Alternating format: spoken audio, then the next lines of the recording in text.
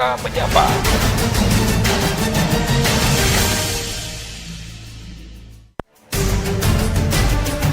Saatnya Anda ikuti dialog interaktif Jaksa Menyapa. Ruang khusus untuk memperoleh pencerahan, solusi tentang keluhan, permasalahan hukum yang Anda hadapi. Jaksa Menyapa juga memberikan informasi secara tepat dan akurat dalam menyikapi berbagai isu penegakan hukum baik di tingkat lokal maupun nasional. Inilah Jaksa Menyapa. Inilah Jaksa Menyapa.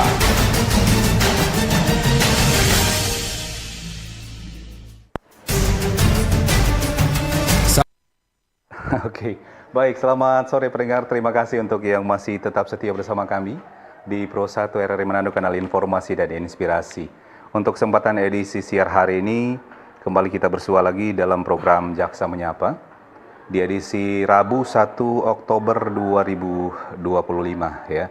Dan saat ini kami bersama dengan Kejaksaan Negeri Manado. Ya, kita akan membahas soal pemulihan aset dalam tindak pidana. Dan nanti pendengar, pemirsa, kami akan kasih kesempatan untuk Anda juga bisa berinteraksi bersama kami, baik melalui SMS, WhatsApp, ataupun di line telepon di 0821 9583 5080 ya. Dan atau Anda bisa memberikan tanggapan, komentar, pertanyaan melalui kanal YouTube RRI Manado. Ya, sudah hadir di studio kami sore hari ini narasumber kita selaku Kasih Intel Kejari Manado, ada Pak Arthur Piri, SHMH. Ya, selamat sore Pak Arthur. Selamat sore Bung Mike. Gimana kabar? Luar biasa. Luar biasa. Sehat ya. Oke. Ya. Baik. Iya, dan pendengar serta pemirsa sekali lagi ya, jangan lupa nanti untuk sesi interaktif di 0821 9583 5080. Baik SMS, WhatsApp, ataupun line telepon, dan juga bisa melalui kanal YouTube RRI Manado. Jadi sore ini pendengar kita akan bicara soal pemulihan aset dalam tindak pidana. Nah pendengar, seperti kita ketahui bersama bahwa memang topik ini menjadi sangat relevan ya, karena mengingat semakin kompleksnya tindak pidana, khususnya yang berkaitan dengan korupsi, ya, pencucian uang, ataupun tindak pidana ekonomi lainnya, dan tentu tidak hanya menghukum para pelaku, ya, negara juga punya tanggung jawab untuk mengembalikan aset-aset yang telah dirampas ya dari negara atau masyarakat demi keadilan, kepastian hukum, dan juga kemanfaatannya. Nah, tentu pemulihan aset bukan hanya soal penegakan hukum, tapi juga soal bagaimana integritas institusi, tata kelola pemerintahan yang bersih, serta upaya nyata dalam menutup celah-celah kebocoran keuangan negara. Nah, melalui dialog sore ini, tentu kita berharap bisa menggali ya, perspektif seperti apa dan bagaimana Kejaksaan Negeri Manado terkait dengan tantangan ataupun strategi ataupun praktik terbaik dalam proses pemulihan aset ini. Nah, begitupun dialog kita sore ini nanti diharapkan bisa menjadi ruang kolaboratif ya untuk membangun sinergi bersama dengan aparat penegak hukum, ya, pemerintah daerah, dan juga masyarakat dalam mendukung pemberantasan tindak pidana secara tuntas. Oke, baik pendengar, kita langsung saja ke Pak Arthur ya dari Kejaksaan Negeri Manado. Ini Pak Arthur, ini kalau bicara soal pemulihan aset dalam tindak pidana, kalau dalam konteks tindak pidana, menurut pandangan Kejaksaan Negeri, kira-kira pemulihan aset itu seperti apa? Karena mungkin masyarakat belum paham juga ya, ada yang belum paham ya, ataupun belum mengerti. Silakan Pak Arthur. Terima kasih Bung Mike. Selamat sore para pendengar Pro 1 RRI. Mungkin di kesempatan di sore hari ini kita bertemu lagi dalam program atau kegiatan Jaksa Menyapa yang saya sudah keempat kalinya Pak dalam tahun ini. Betul. Terkait dengan program ini. Iya. Nah, terkait dengan apa yang menjadi tema pada kegiatan hari ini, yang berkaitan dengan pemulihan aset dalam tindak pidana. Kami mengangkat judul seperti itu. Saya rasa ini mungkin kalau di Pro 1 RRI ini dalam kegiatan Jaksa Menyapa, kemungkinan ini sudah beberapa kali. Ya, betul, sudah beberapa kali mengangkat mungkin yang dibahas, tema yang berkaitan dengan pemulihan aset. Tetapi tidak apa-apa, ini merupakan satu bagian pencerahan. Kadang-kadang ya kalau namanya satu undang-undang Pak ya, kalau kita tidak sering menyampaikan. Betul, memang yang namanya edukasi harus selalu diingatkan ya. Betul Pak. Jadi ya mungkin sedikit yang saya mau sampaikan terkait dengan tema kita. Saya masuk dulu sebelum kita masuk ke pembahasan, saya berbicara berkaitan dengan dasar hukumnya Pak.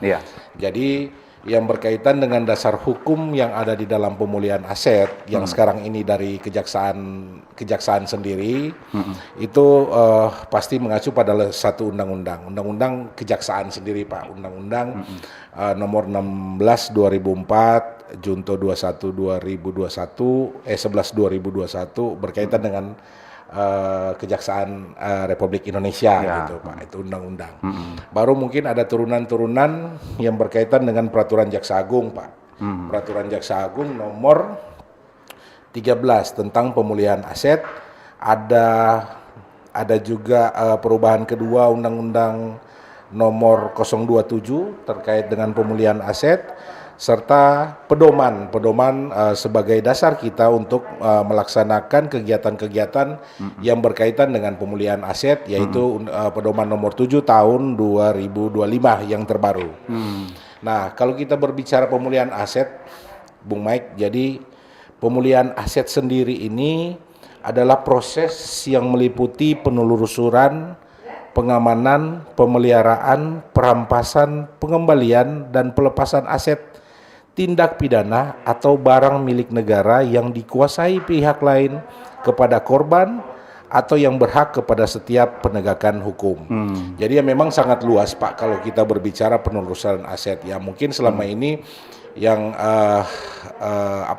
yang top ya, yang sering kita dengar ini penelusuran aset yang berkaitan atau pemulihan aset yang berkaitan dengan tindak pidana korupsi ya, mungkin yang selama ini kadang-kadang ya kalau di berita atau di TV atau di RRI sendiri mungkin mengabarkan terkait dengan penyitaan gitu. Nah, itu memang bagian dari pemulihan aset di dalam tindak pidana yang khususnya yang paling sering kita dengar berkaitan dengan tindak pidana korupsi seperti itu Pak. Jadi memang pemulihan aset ini sama juga dengan tadi yang sempat saya sampaikan berkaitan dengan perampasan juga Pak. Pemulihan, perampasan, karena begini Pak. Jadi setiap tindak pidana itu tidak serta-merta sekarang berorientasi kepada hukuman pidana atau hukuman penjara Pak. Sekarang kita mengejar bagaimana cara berkaitan dengan pemulihan. Dianggap gagal ketika kita melaksanakan suatu proses penegakan hukum, tetapi di satu sisi pemulihan atau perampasan, pemulihan keuangan negara kita tidak atau tertinggal gitu Pak. Jadi ya memang seperti itu sekarang konsep untuk proses penegakan hukum. Nah kalau seperti yang dikatakan Pak Arthur tadi ya, pemulihan perampasan itu apakah hanya dalam bentuk uang atau ada juga barang yang lain misalnya? Jadi kalau kita berbicara berkaitan dengan perampasan, tentunya ada fokus Pak, bukan cuman sekedar berkaitan dengan uang.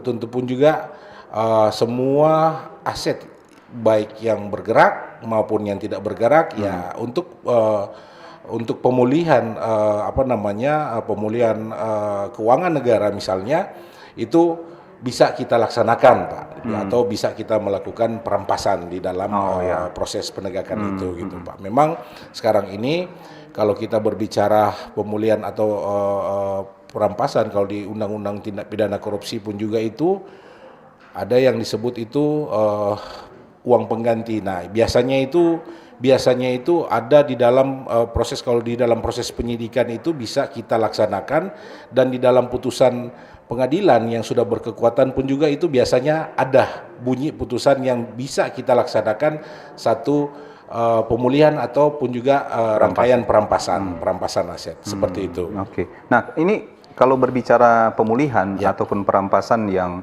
saat ini lagi ramai diperbincangkan, ini apa bedanya? Jadi kalau kita berbicara pemulihan dengan perampasan itu, Pak, kalau sama-sama itu dilakukan di dalam proses penegakan hukum gitu, Pak. Oh, gitu. Sama-sama itu dilakukan dalam proses penegakan hukum. Tetapi memang konsepnya sekarang kita ini berkaitan sekarang ini lebih cenderung ke pemulihan, Pak. Pemulihan aset. Itu, Pak. Nah, kalau berkaitan dengan perampasan pun juga iya, tetapi mendeskripsikan itu secara detail itu belum. Mungkin, kalau perampasan mungkin terdengar agak sedikit apa ya? Ya, mungkin sedikit kasar mungkin ya. Benar, ya itu yang memang sekarang ini pun juga ya, kalau kita dengar-dengar dari ini ada pun juga apa namanya yang menyuarakan seperti itu, masyarakat menyuarakan berkaitan dengan peraturan perundang-undangan gitu, Pak.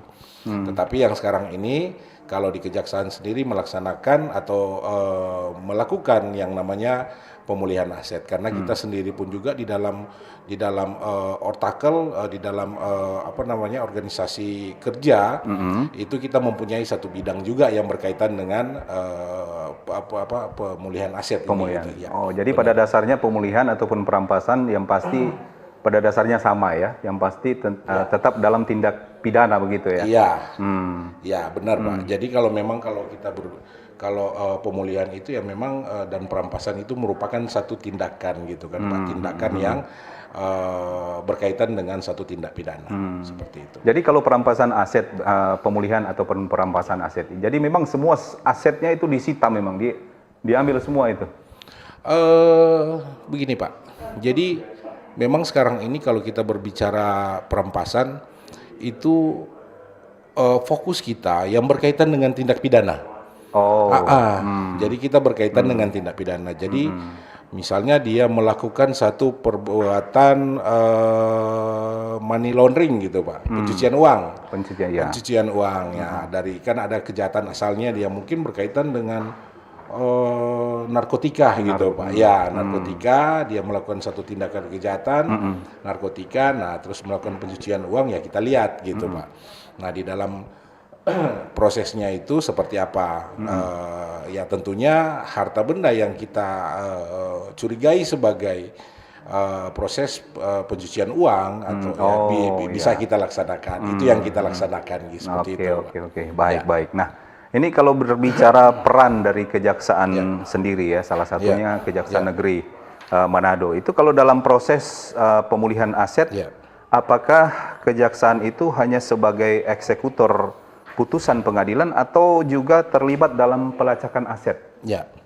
Jadi selama ini Pak, itu yang tadi saya sampaikan. Jadi proses penegakan hukum kita sekarang ini sudah berorientasi juga terhadap pemulihan gitu Pak. Jadi memang ketika kita melaksanakan satu tindakan misalnya berkaitan dengan kewenangan kita, sudah pasti kita itu dari tahapan awal Pak sudah mengikuti juga yang namanya kalau di internalnya kita disebut aset tracing gitu Pak. Aset tracing. Ya, pelacakan aset gitu. Itu pun juga dari tahapan awal. Nah, ketika kita di dalam satu proses, misalnya katakanlah proses penyidikan, kita mengetahui bahwa ini hasil tindak pidananya ini digunakan untuk sebagian itu digunakan untuk pembelian misalnya katakanlah satu buah mobil gitu Pak. Nah, di dalam proses penyidikan itu biasanya sudah kita masuk juga. Kita sudah masuk melakukan proses-proses yang tadi yang berkaitan dengan pemulihan ya, biasanya kami melakukan yang namanya penyitaan gitu Pak. Penyitaan seperti itu. Oke. Nah, ini kalau berbicara kewenangan juga dalam upaya pemulihan aset, bagaimana dengan di Kejagung itu di bidang apa tuh? Ya, jadi memang kalau di dalam Undang-Undang Kejaksaan, Undang-Undang 16 itu di Kejaksaan Agung sendiri dilaksanakan melalui ada, kalau dulu Kalau sekarang ini sudah badan, Pak, Badan Pemulihan Aset atau Iya, BPA. Ya, kalau dulu yang namanya Pusat Pemulihan Aset, Pak. Pusat Pemulihan Aset itu di bawah mempunyai eselon 2 lah, eselon 3. Eselon 3 yang gabung di dalam bidang tertentu. Nah, kalau sekarang ini kami sudah fokus, sudah mempunyai kepala badan, itu sudah masuk ke eselon 1 di situ, Pak. Nah, itu turunan ke bawah sampai di Kejaksaan Negeri sendiri pun juga kami mempunyai satu bidang juga, Pak, yang berkaitan dengan pemulihan aset dan pengelolaan barang rampasan gitu, Pak. Oh, gitu ya. Oke, Seperti itu. baik. Baik, luar biasa untuk penjelasannya Pak Arthur ya.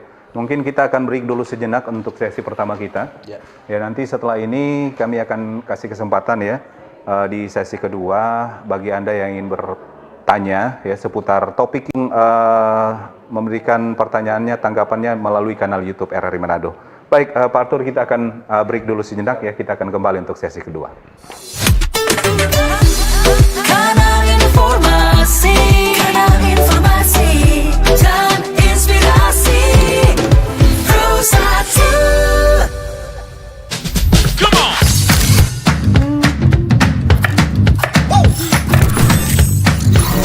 Ini baru enak.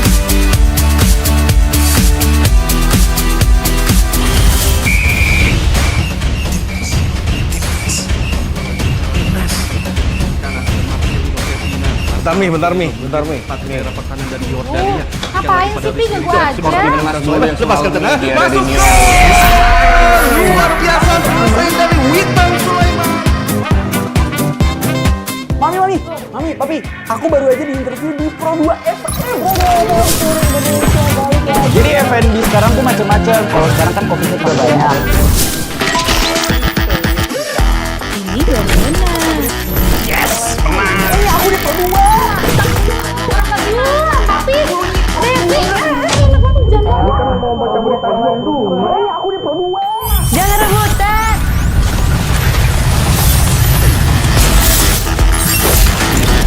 Eits, jangan rebutan. RRI bisa dinikmati dari mana aja dan di mana aja. RRI multi-platform, multi-konten.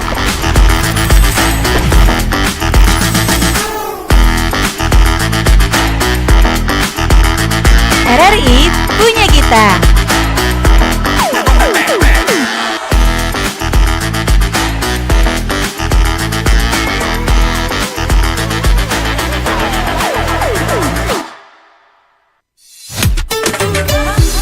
Kanal informasi dan inspirasi Pro1. Oke, baik pendengar, masih di program Jaksa Menyapa untuk sore hari ini ya bersama dengan Kejaksaan Negeri Manado. Ada Pak Arthur Piri SHMH selaku Kasih Intel Kejari Manado ya pendengar. Kita masih berbicara soal pemulihan aset dalam tindak pidana. Nah, untuk selanjutnya kami kasih kesempatan ya pendengar untuk Anda di line SMS, WhatsApp dan juga di line telepon di 0821 9583 5080. Atau mungkin bisa langsung ya chatting di kanal YouTube RRI Manado. Oke, baik Pak Arthur, ini sudah ada yang bertanya melalui WhatsApp ini. Pak John Lee di Matungkas ini katanya bagaimana dengan korupsi dengan nilai-nilai yang fantastis seperti yang terjadi belakangan ini? Denda hukuman tidak setimpal dengan total kerugian sehingga ketika pelaku selesai menjalankan hukuman dan pembayaran denda yang ditetapkan, masyarakat menilai pelaku ternyata masih punya selisih keuntungan dari korupsi yang dilakukan. Sempat muncul di kalangan masyarakat yang memilih korupsi besar, ya tidak apa-apa ya kalau di penjara 5 tahun, namun setelah keluar penjara masih ternyata menikmati uang hasil korupsi yang tersisa. Nah, ini menarik ini Pak Arthur.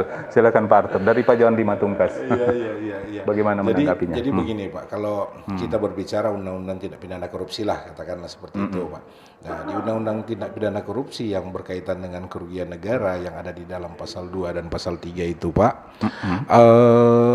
begini, selain hukuman pidana penjara, diatur juga berkaitan dengan uang pengganti. Nah, uang pengganti ini adalah adalah uang yang harus dibayarkan ketika di dalam pembuktian. Misalnya uang pengganti ini dia harus berapa total yang dihitung sebagai kerugian negara itu yang harus dibayar. Nah, kalau tidak apa konsekuensinya di situ ada hukuman yang namanya subsidiar, Pak. Subsidiar Seperti itu, apa itu? kalau subsidiar itu adalah hukuman pidana penjara, Pak. Pidana penjara yang sebenarnya yang tidak melebihi dari pidana penjara, pidana pokoknya. Jadi di dalam undang-undang korupsi selain ada pidana pokok penjara, ada juga yang namanya pidana subsidiar, yaitu pidana ketika dia tidak membayar kerugian negara di situ. Nah, baru pun juga di situ ada ditambah lagi denda. Denda itu pun juga ada denda yang sudah diatur di dalam undang-undang. Nah, ketika dia tidak bisa membayar lagi, nah di situ ada subsidiar lagi, Pak. Ada hukuman pidana penjara lagi di situ, Pak. Jadi ya memang betul-betul berlapis-lapis. Jadi ketika dilakukan satu proses penyidikan ternyata uang hasil tindak pidananya itu habis gitu, Pak. Katakanlah habis gitu, sudah tidak ada, dia tidak punya harta benda. Uang yang dia korupsi itu sudah dia gunakan untuk konsumtif, konsumtifnya dia. Nah, di situ, Pak, ketika kita melakukan proses penegakan hukum, ketika ya asetnya tidak ada, ya di dalam satu proses penuntutan kami di situ minta supaya dia untuk mengembalikan. Kalau tidak, kami akan melakukan ada subsidiar yang harus dia ganti dengan pidana penjara lagi gitu, Pak. Gitu. Ya. Jadi artinya kalaupun ketika dilakukan pemulihan ataupun perampasan terus asetnya ternyata habis, ya katakanlah begitu. Iya, dia korupsi 100 itu juta nggak ada ada hukuman gitu. subsidiar ya. Ya, ada diganti hukuman dengan penjara. Ya, pidana penjara. Oh, iya. Jadi ya pidana penjara itu memang ada batasan di dalam undang-undang itu sendiri. Pidana penjara itu tidak melebihi dari pidana pokok. Misalnya katakanlah korupsi 100 juta kita tuntut dengan hukuman pidana penjara 5 tahun. Nah, ketika kita mau mensubsidiarkan uang penggantinya itu, ya kita tidak boleh melebihi dari 5 tahun. Misalnya subsidiar 100 juta, subsidiar 4 tahun penjara. Berarti 5 tahun tambah 4 tahun gitu. Baru plus di situ ada denda 50 juta katakanlah 50 juta. Subsidiarnya 5 bulan kurungan penjara gitu. Kalau dia tidak bisa ganti tidak dendanya, bisa ganti ya ditambah lagi. Betul. Oke. Jadi ya memang di undang-undang kalau bicara undang-undang tindak pidana korupsi ya seperti itu. Oke. Baik, ini ada dari komentar di YouTube ini dari Kristo. Selamat sore. Mungkinkah pihak kejaksaan mendorong disahkannya undang-undang perampasan aset bagi para koruptor supaya ada transparansi dan calon koruptor takut lagi untuk mewujudkan niatnya? Terima kasih. Iya. Gimana itu? Jadi ya memang kita pun juga sebagai aparat penegak hukum tentunya kita menunggu dari pemerintah. Kita melihat. Jadi ya memang semuanya itu kan sudah dikaji oleh pemerintah seperti apa, dan kami pun juga aparat penegak hukum ketika undang-undang disahkan ya siap kami laksanakan undang-undang tersebut gitu, Pak. Jadi ya memang ya itu yang tadi sempat kita nyinggung sedikit yang berkaitan dengan undang-undang ini ya memang ya sementara mungkin Jadi ada kemungkinan untuk disahkannya ini undang-undang perampasan ini ya. Ya, kalau kita dengar-dengar berita sudah masuk gitu ke dalam prolegnas kan gitu, Pak, tergantung dari DPRD untuk mengesahkan undang-undang tersebut. Oke. Baik. Baik, sekali lagi kami masih kasih kesempatan ya pendengar untuk Anda di line SMS, WhatsApp dan juga di line telepon 0821 95835080 ataupun melalui komentar Anda di kanal YouTube RRI Manado. Baik, Pak Arthur, tadi kan sudah membahas juga ini terkait dengan penelusuran ya aset ini. Apa saja metode ataupun teknologi yang maksud saya bagaimana proses identifikasi ataupun pelacakan aset yang diduga berasal dari tindakan pidana yang dilakukan? Jadi sedikit saya masuk juga kenapa itu terkait dengan pemulihan aset itu sangat penting. Bung Mike ini yang berkaitan dengan tentunya tadi yang sudah saya sampaikan berkaitan dengan pengembalian kerugian negara ataupun juga korban dalam hal ini. Ataupun juga ditambah lagi itu memberikan efek jera gitu. Baru ditambah lagi di situ kenapa itu sangat penting karena di situ merupakan negara mendapatkan PNBP gitu kan, Pak. Jadi Semua uang yang kita sita itu kita pasti akan setorkan ke kas negara di situ Pak, dan sehingga negara mendapatkan pengembalian lewat penerimaan negara bukan pajak, serta ya tentunya menjaga kepercayaan publik gitu Pak. Nah, kalau kita berbicara dengan teknologi tadi Bung Mike, apa yang ditanyakan ya memang kami pun juga selalu aparat penegak hukum selalu mengupdate gitu Pak. Memang kadang-kadang ya sistem sekarang ini sudah canggih Pak ya, apalagi sekarang ya katakanlah Bitcoin gitu Pak. Ya, betul. Nah, lebih apa namanya, lebih canggih lagi. Tetapi ya kami aparat penegak hukum tentunya dari tingkat pusat, dari Jaksa Agung, Bapak Jaksa Agung sendiri sampai pun juga kami di daerah selalu mengupgrade gitu Pak. Terkait dengan bagaimana cara supaya pelacakan aset itu betul-betul maksimal. Ya, karena kan ya bisa jadi Pak, orang melakukan satu perbuatan tindak pidana ya disimpannya di misalnya Bitcoin gitu Pak. Ya, betul-betul dalam bentuk ya, Bitcoin. tetapi ya kami mengupgrade diri gitu Pak untuk tentunya mencari mengetahui dan begitu Pak. Tetap manfaat teknologi juga ya. Oh ya, betul Pak, betul. Karena ya kami pun juga jangan sampai ya aparat penegak hukum ini ketinggalan dari penjahat gitu kan Pak. Iya, betul-betul. Gitulah mungkin istilahnya gitu. Baik, Pak. baik. Nah, ini Pak Arthur, ini kapan rangkaian kegiatan pemulihan aset itu mulai dilakukan? Berkaitan dengan ya tadi sudah sedikit saya menyinggung, jadi pemulihan aset ini dilakukan ketika proses itu tindak pidana itu muncul gitu Pak. Jadi mungkin dari tahap penyelidikan maupun tahap penyidikan kalau di kami ya tentunya sudah mengikuti selalu yang namanya berkaitan dengan pemulihan aset gitu Pak. Sampai dengan tingkat putusan pengadilan gitu Pak. Putusan pengadilan sampai dengan penuntutan ya kami tetap melaksanakan serangkaian yang berkaitan dengan pemulihan aset. Baik Pak Arthur, kita tahan dulu. Ada penelpon yang masuk. Ya, selamat sore, Jaksa menyapa. Halo, selamat sore. Oke, baik. Terputus, nanti bisa dihubungi kembali ya. Sekali lagi di 0821 9583 5080 ya. Kita masih berbicara soal pemulihan aset dalam tindak pidana ya. Nah, Pak Arthur, itu kan tadi sudah dijelaskan terkait dengan rangkaian kegiatan pemulihan aset ya. Begitupun dengan bagaimana seberapa penting pemulihan aset itu ya. Nah, ini untuk tahapan proses dan pemulihan aset itu sendiri seperti apa, Pak Arthur?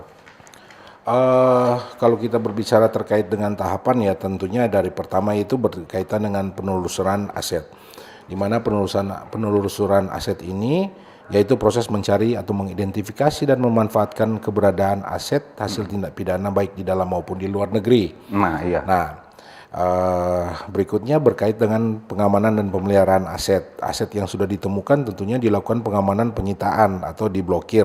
Nah, mungkin ya seringkali ya kita lihat ya kadang-kadang misalnya katakanlah kendaraan ya kalau tidak dipelihara, yang awalnya mungkin harga mobil itu yang setelah kami sita itu misalnya katakanlah masih bagus, kondisinya bagus setelah kami lakukan penyitaan, terus kami nggak merawat ya itu kalau mobil dikasih biarkan pasti ya susut. Jadi ya mungkin di dalam tahapan pengamanan ataupun juga dengan pemeliharaan. Baru ketiga berkaitan dengan perampasan melalui putusan pengadilan. Nah, perampasan melalui putusan penetapan hukum melalui putusan hakim untuk menyatakan bahwa aset itu merupakan hasil tindak pidana dan dirampas untuk negara. Pengembalian dan pelepasan aset yang dirampas kemudian diserahkan kepada negara atau masuk ke kas PNBP kalau berupa uang, kalau berupa barang kami melakukan penyitaan ataupun juga ya kalau misalnya itu aset ternyata tidak berkaitan dengan tindak pidana ya tentunya kami akan kembalikan kepada korban atau pihak yang berhak. Maupun dan yang terakhir itu berkaitan dengan kerjasama internasional. Nah itu tadi yang saya betul. Oke, baik. Pak Arthur, mungkin tahan dulu, kita akan ke penelpon dulu. Ya, selamat sore, Jaksa menyapa. Halo, selamat sore. Jaksa menyapa. Baik, Bung Cliff, silakan Bung Cliff. Iya, betul, dengan Cliff Motoling. Iya, selamat sore untuk Pak Arthur. Selamat sore, Bung Cliff ya. Oh iya. Pirik. Ini berarti orang tua. Begini, tentang apa itu topik pemulihan aset dalam tindak pidana. Silakan, Bung Cliff. Oh iya. Berarti ini sebentar lagi kan ketika memang sudah disahkan undang-undang perampasan aset, berarti ada kemiripan juga kan? Tapi mungkin ada berbeda sedikit. Ya. Tapi memang jujur masyarakat mendukung itu perampasan aset.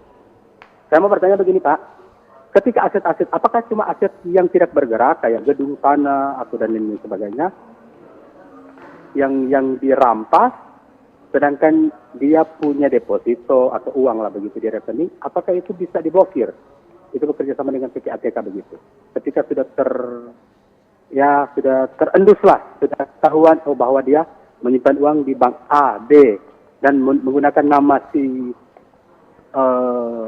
nama lain lah begitu. Ketika sudah diketahui, apakah bisa diblokir begitu? Begitu kan menggunakan apakah begitu kan sekarang kan sudah lebih canggih lah seperti itulah. Jadi ketika dia menyimpan uang di salah dua bank begitu, terus menggunakan nama lain, terus sudah diketahui miliknya si ini, bisa diblokir nggak? Kira-kira hanya itu pertanyaan saya. Itu aja. Baik. Oke, terima kasih Bung Cliff ya di Motoling. Kalau masih ada kita akan tampung untuk 2 penelpon di 0821 9583 5080. Ini Bung Cliff, ini ada beberapa pertanyaan. Ini bagaimana ketika undang-undang pemulihan aset itu sudah disahkan? Kemudian ini bagaimana? Apakah hanya aset yang tidak bergerak saja itu yang dipulihkan ataupun dirampas? Kemudian bagaimana dengan rekening ataupun deposit di bank-bank? Ya, apakah bisa langsung diblokir? Iya, oke. Silakan Pak Arthur. Terima kasih Bung Mikey. Jadi Bung Cliff, ini pertanyaan yang sangat bagus. Saya coba untuk menjawab. Nah, berkaitan dengan undang-undang ya tentunya kami aparat penegak hukum ketika ini undang-undang disahkan, kami sangat siap untuk melaksanakan perintah undang-undang gitu, Pak. Nah, itu pertama. Baru kedua berkaitan dengan apakah aset yang tidak bergerak itu bisa disita. Ya tentunya semua, Pak, semua yang berkaitan dengan tindak pidana, aset yang tidak bergerak, aset yang bergerak, maupun juga aset-aset satu barang yang bisa dinilai dengan bisa dinilai dengan uang yang berkaitan dengan tindak pidana, pasti akan kami melakukan penyitaan. Situ, Pak. Baru yang ketiga berkaitan dengan mungkin rekening ya itu. Rekening atau deposit ya, itu yang sering kami lakukan, Pak. Jadi sudah dari dulu kami melaksanakan ketika melakukan penelusuran aset, kami bekerja sama dengan PPATK. Jadi itu bisa langsung diblokir itu. Oh ya, PPATK ketika kami mengetahui nomor rekening apa semua, nomor rekening dan di bank mana, pasti kami akan melakukan penyitaan. Jadi itu bisa langsung diketahui di bank mana, Ya, pasti Pak, pasti karena bisa, ya kami pun juga akan meminta data dari ya selain itu biasanya kami pun juga dalam standar kami pun juga selain meminta kepada orang yang bersangkutan, kami pun juga bekerja sama ketika sudah berkaitan dengan misalnya berkaitan dengan tindak pidana pencucian uang gitu, Pak. Tindak pidana pencucian uang ya tentunya kami memintakan kerjasama dari PPATK untuk meminta penelusurannya seperti apa, ini uang-uang kemana, atau mungkin dia simpan ini atas nama siapa, ya di situ akan kebaca semua di situ. Oke. Baik. Ya. Baik, Pak Arthur, mungkin kita akan break lagi sejenak, nanti kita akan kembali lagi untuk sesi terakhir ya. Masih di Jaksa Menyapa sore hari ini dengan topik pemulihan aset dalam tindak pidana. Kita akan break dulu sejenak. Kanal informasi dan inspirasi Pro1. Selamat datang di era digital baru. RRI News kini hadir di genggaman Anda dengan aplikasi mobile terbaru. Temukan berita online terkini, cepat, dan terpercaya langsung dari perangkat Anda dengan fitur pembaruan berita real time dari aplikasi mobile RRI News. Anda tak akan pernah ketinggalan informasi.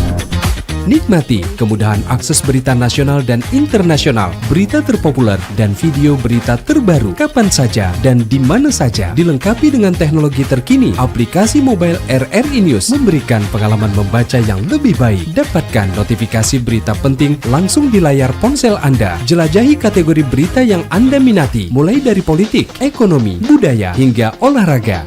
Anda juga bisa berbagi berita penting kepada teman dan keluarga melalui media sosial dan aplikasi pesan, menjaga Anda tetap terhubung dengan dunia di sekitar Anda. memiliki jaringan lebih dari 80 microsite tersebar dari Sabang sampai Merauke, serta memiliki tren pembaca yang semakin meningkat. RRI News menghadirkan liputan berita terlengkap dan terkini dari seluruh Indonesia. Unduh sekarang di Google Play dan App Store aplikasi mobile RRI News, membawa dunia ke dalam genggaman Anda. Aplikasi mobile RRI News, berita terkini dan terpercaya dalam genggaman Anda.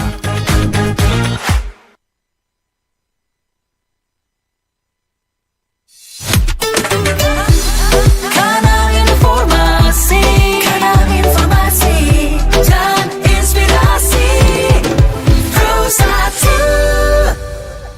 Baik, pendengar, masih di Jaksa Menyapa dan kita sudah ada di sesi terakhir ya dalam Jaksa Menyapa sore ini terkait dengan pemulihan aset dalam tindak pidana. Ya, untuk sesi terakhir ini silakan kalau masih ada di line SMS, WhatsApp dan juga line telepon atau mungkin bisa kasih komentarnya di kanal YouTube RRI Manado ya. Oke, baik Pak Arthur tadi kan sempat menyinggung soal aset yang ada di luar negeri ini. Nah, bagaimana Kejaksaan Negeri Manado bisa prosesnya seperti apa ketika berkoordinasi dengan otoritas yang ada di luar negeri untuk proses pemulihan? Oke. Jadi Bung Mike begini, kalau sekarang ini sih kasus posisi yang ada di Manado sendiri ya masih belum ada gitu Pak. Belum ada. Ada tindak pidana yang kita harus berurusan dengan aset-aset yang disimpan di luar negeri gitu. Tetapi kalau di Kejaksaan Agung sendiri ataupun juga di daerah-daerah lain mungkin sudah ada pengalaman. Tetapi ya tentunya apapun aset yang disimpan dimanapun pasti akan dikejar gitu Pak, akan dikejar. Prinsipnya di situ. Baru berkaitan juga dengan ya memang kami tidak dapat bisa bekerja sendiri gitu Pak. Tentunya kami perlunya bantuan-bantuan ya, misalnya kami kerjasama dengan Interpol ya. Begitu Pak. Interpol sehingga apa yang kami cari itu bisa artinya difasilitasi untuk dapat kami melakukan proses gitu. Oke. Baik, jadi sejauh ini untuk Sulawesi Utara, Kota Manado khususnya belum ada ya? Belum yang berhubungan dengan aset ya, luar negeri. Betul Pak, betul Bung Mike. Ya, oke. Baik, Pak Arthur, mungkin ini kalau dengan berbicara strategi kejaksaan sendiri, bagaimana ketika menghadapi tersangka atau terpidana, ketika mereka itu menggunakan nama orang lain? Ya, jadi begini Bung Mike, di dalam satu tindak pidana, misalnya katakanlah perdagangan orang gitu Pak, perdagangan orang itu mendapatkan satu keuntungan tersangka itu. Nah, tersangka itu dia menyamarkan gitu Pak keuntungannya dia. Misalnya orang sudah tahu, dia kok ada kerja tapi rumahnya besar, dia pakai mobil mewah. Nah, ternyata dia itu pelaku perdagangan orang misalnya. Dia menyamarkan aset menggunakan nama orang lain. Nah, ya tentunya di dalam proses penyidikan itu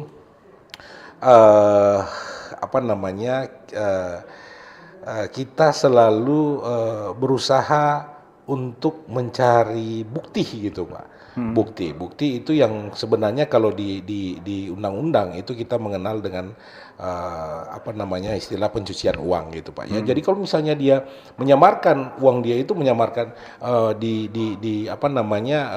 ditampung menggunakan nama orang lain, itu orang lain itu bisa kena yang berkaitan dengan itu yang namanya money laundering gitu Pak, pencucian uang. Jadi dia menyamarkan asal usul menyamarkan keuntungannya dia terkait yang berkaitan dengan satu tindak pidana gitu. Walaupun orang yang disamarkan itu mungkin tidak tahu ya. Tidak tahu. Ini apa ini? Betul. Walaupun tidak tahu tetap terpidana dia. Ya. Jadi ya memang artinya di dalam proses serangkaian tindak pidana itu ya tentunya kami kalau di dalam money laundering itu dia lebih luas lagi gitu Pak. Artinya kita bisa melakukan penyitaan, meminta bantuan PPATK di situ. Jadi ya sudah lebih terbuka lagi ketika dia menyamarkan asetnya dia gitu Pak. Misalnya ya dia beli tanah itu atas nama orang lain gitu. Sertifikat itu masih atas nama orang lain gitu. Dia sengaja untuk tidak balik nama supaya tidak ketahuan gitu. Ya, betul. Oke. Seperti itu. Baik. Nah, Pak Arthur, mungkin ini yang terakhir. Nah, tentu kalau berbicara pemulihan ataupun perampasan ya, tidak lepas juga dari yang namanya kendala, hambatan ataupun tantangan. Nah, ini kira-kira kendala atau tantangan apa saja ya dalam proses hukum yang sering dihadapi dalam proses pemulihan aset ini? Ya. Tentunya kalau kita berbicara kendala, hambatan atau tantangan ya di dalam proses penyelesaian penanganan perkara sebenarnya tidak terlepas dari apa yang tadi itu, Pak.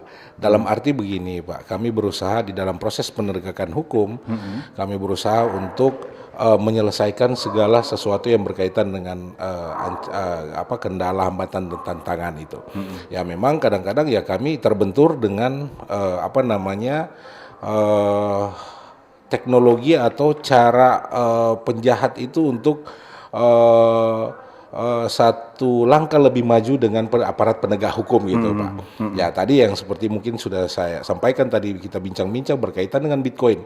Nah, kita ini kadang-kadang ya kami pun juga aparat penegak hukum ya ketika dia menyamarkan ke situ ya itu hal-hal yang sangat-sangat sangat-sangat high tech lah katakanlah begitu tuh, Pak. Teknologi tinggi gitu, menggunakan teknologi tinggi. Ya, menggunakan teknologi tinggi. Akhirnya ya kami pun juga tentunya sebagai penyidik ya harus mengupgrade diri gitu, Pak, untuk bisa mengetahui apa yang seperti apa cara orang ini berpikir untuk menyembunyikan segala kejahatannya dia, Pak. Ya tentunya dan sampai sekarang pun juga di Kejaksaan Negeri Manado di dalam proses penanganan perkara ya sampai sekarang, Pak, ya syukur, Pak, tidak ada kendala yang sangat berarti. Ya kalau kendala pasti ada di dalam penanganan perkara, tetapi tidak sampai menghambat di dalam proses penegakan hukum seperti itu, Pak. Nah, kalau bicara tentang peran masyarakat itu bagaimana, Pak? Oke, ya jadi memang peran masyarakat di dalam penelusuran aset ini ya memang sangat penting, Pak. Bisa menjadi mata, telinga, indera kami untuk membuka satu kejahatan. Artinya kalau tidak ada pun juga laporan atau tidak ada bantuan dari dari masyarakat, ya tentunya kami pun juga aparat penegak hukum ya tentunya akan kewalahan gitu, Pak. Jadi ya memang gimana caranya ketika masyarakat mungkin mendapati ada kasus seperti ini? Ya kadang-kadang seperti ini, Pak. Misalnya contoh nih, Pak ya, orang itu masyarakat loh, kenapa dia mau beli, katakanlah mau beli bangunan mewah. Kita tahu orang ini ya mungkin biasa-biasa saja gitu. Kenapa dia bisa membeli bangunan yang yang sangat mewah gitu, Pak. Ya tentunya ini akan menjadi persoalan atau tanda tanya gitu, Pak. Ataupun juga ya bisa jadi ya bukan ini, Pak ya,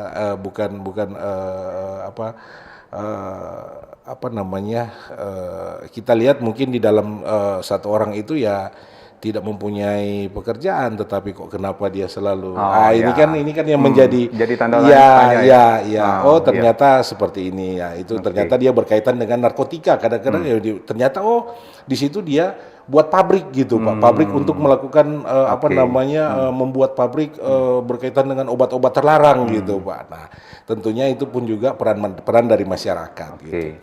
Mereka bisa langsung melapor ke kejaksaan atau? Ya, aparat penegak hukum, ya semuanya kami pun juga di kantor Kejaksaan Negeri Manado mempunyai posko, Pak, untuk laporan aduan masyarakat kami akan terima apapun laporan aduannya, dan pun juga ya aparat penegak di kantor kepolisian katakanlah di sektor-sektor atau di Polres ya silakan untuk melaporkan. Dan pastinya mereka tetap ada perlindungan juga ya? Pasti, Pak, yang namanya pelapor pasti akan selalu dilindungi. Baik, gitu, Pak, ya. Baik Pak Arthur, sayang sekali waktu kita harus berakhir ya karena ada program dialog juga nanti di jam 4 sore ini. Siap, jadi kita akhiri sampai di sini dulu untuk bincang-bincang kita di sore hari ini. Mungkin sebagai closing statement ya Pak Arthur, silakan. Ya, closing statementnya tentunya aparat penegak hukum tidak dapat berjalan sendiri, perlu dukungan masyarakat untuk membuka seluruh kejahatan yang mungkin yang tahu ya, apalagi berkaitan dengan pemulihan aset dalam tindak pidana. Ya jangan sampai tidak mengenal kiri kanannya kita, ternyata kiri kanan sehingga bisa kebobolan gitu, yang harusnya yang menjaga lingkungan kita yaitu diri kita sendiri. Mungkin seperti itu. Dan jangan lupa jangan takut untuk melaporkan takut. ketika Oke. ada satu tindak pidana gitu. Oke. Baik, terima kasih Pak Arthur Piri SHMH selaku Kasih Intel Kejari Manado ya. Terima kasih sudah memberikan waktunya untuk RRI di sore hari ini, dan pastinya pendengar dengan edukasi yang sudah disampaikan tadi ya tentu bisa bagaimana membantu dalam pemulihan aset ya ataupun mengurangi dampak negatif dari tindak pidana terhadap masyarakat. Ya, sekali lagi terima kasih Pak Arthur. Terima kasih Bung Mai. Sukses terus ya untuk kedepannya. Sama-sama, terima kasih. Baik, dan dengan demikian berakhir sudah untuk Jaksa Menyapa di sore hari ini. Saya Michael yang bertugas bersama dengan seluruh kerabat kerja yang bertugas di sore ini mengucapkan terima kasih. Kita akan jumpa di lain waktu dan kesempatan. Selamat sore dan sampai jumpa. Terima kasih Anda telah mengikuti dialog interaktif Jaksa Menyapa. Partisipasi Anda membantu meningkatkan dukungan dan kepercayaan publik terhadap institusi penegak hukum.